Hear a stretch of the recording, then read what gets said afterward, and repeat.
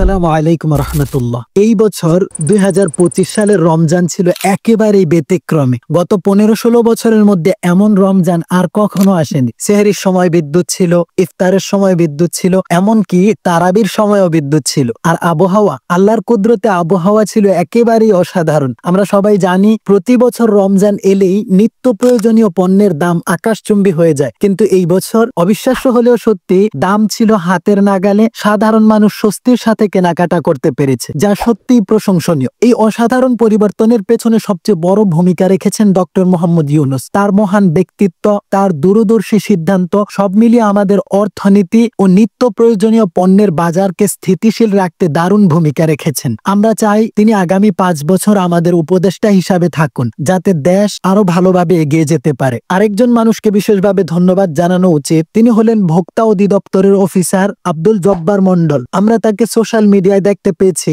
নিরলসভাবে কাজ করেছেন, বাজার মনিটরিং করেছেন এবং নিশ্চিত করেছেন যেন অসাধু ব্যবসায়ীরা দাম বাড়িয়ে জনগণকে কষ্ট না দেয়। তার মতো অফিসার থাকলে দেশের সাধারণ মানুষ অনেক উপকৃত হবে। সব মিলিয়ে 2025 সালের রমজান আমাদের জন্য এক নতুন অভিজ্ঞতা হয়ে থাকলো। আল্লাহ তাআলা যেন আমাদের সব সময় এমন সুন্দর পরিবেশ দান করেন এবং আমাদের দেশের নেতারা যেন সব সময় জনগণের স্বার্থকে অগ্রাধিকার দেন। আমিন। আপনার মতামত জানাতে ভুলবেন না। এই রমজান আপনার কেমন কেটেছে কমেন্টে শেয়ার করুন এবং ভিডিওটি ভালো লাগলে লাইক, শেয়ার এবং সাবস্ক্রাইব করুন, যেন আমরা আরো দারুণ কন্টেন্ট নিয়ে আসতে পারি।